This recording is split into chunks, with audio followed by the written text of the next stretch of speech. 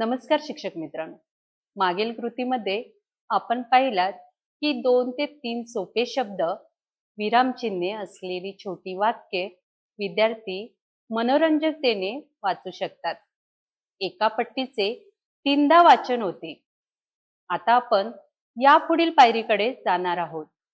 यामध्ये शब्दांच्या ऐवजी चित्रे ठेवली जातील. त्या चित्रासाठीचा दैनंदिन वापरातील शब्द योजून वाक्य वाचन करून घेणे यासाठी पुढील कृती वाचन स्तरावरील विद्यार्थ्यांसाठी अतिशय उपयुक्त आहे. यामध्ये आपण मुलांना चित्र दाखवतो आणि त्या चित्राखाली दिलेले 2 किंवा 3 शब्द वाचायला सांगतो.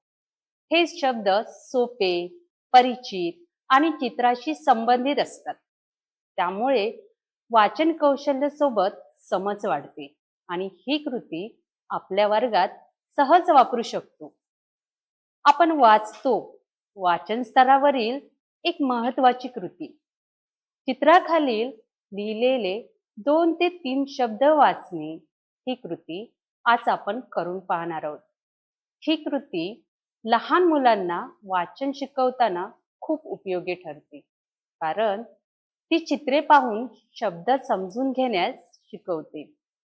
चला आता आपण एक प्रत्यक्ष उदाहरण बघूया.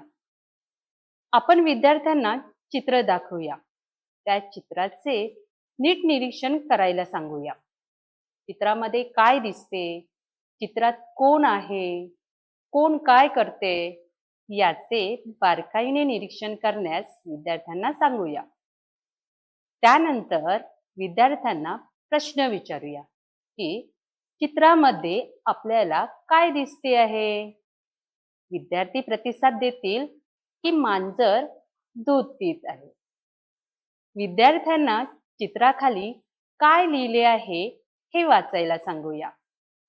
ही कृती पुन्हा पुन्हा करून घेऊया. विद्यार्थ्यांना झोपलेल्या बाळाचे चित्र दाखवूया. या चित्रावर एक सोपे वाक्य लिहिलेले आहे. चित्रात काय दिसत आहे असा प्रश्न विचारूया. विद्यार्थ्यांकडून प्रतिसाद येईल, बाळ झोपले आहे. मित्रांनो, आज आपण या कृतीवर आधारित एक गमतीशीर खेळ देखील घेऊ शकतो. त्या खेळाचे नाव आहे चित्रसाखळी. म्हणजेच चित्रातून वाक्य साखळी तयार करणे. यासाठी आपल्याला काही रंगीत चित्रांची आवश्यकता आहे. प्रत्येक चित्राखाली 2 ते 3 शब्द लिहिलेले असावेत. प्रथम वर्गात मुलांचे गट पाडूया. प्रत्येक गटाला 3 चित्रांची साखळी द्यावी व त्या चित्रांचा उपयोग करून वाक्य तयार करायला सांगूया. विद्यार्थ्यांना तयार केलेले वाक्य वाचण्यास सांगावे. या खेळामध्ये जो गट अचूक वाक्य वाचेल त्या गटाला शाबासकी द्यावी. शिक्षक मित्र, या कृतीवर आधारित आपण अजून एक गमतीशीर खेळ पाहूया. या खेळाचे नाव आहे शब्द व चित्र यांची जोडणी. शिक्षकांनी विद्यार्थ्यांसमोर चित्र वाक्य साचे ठेवावे. हा फुगा आहे या वाक्यामध्ये फुगा या शब्दाऐवजी त्या ठिकाणी फुग्याचे चित्र ठेवावे. म्हणजे मुले वाचताना चित्राऐवजी शब्द वापरून पूर्ण वाक्य विरामचिन्हासहित वाचन करतील. आपण अजून एक उदाहरण पाहूया. फुलपाखरू सुंदर दिसते. या वाक्यामध्ये फुलपाखरू या शब्दाऐवजी चित्र त्या ठिकाणी ठेवावे.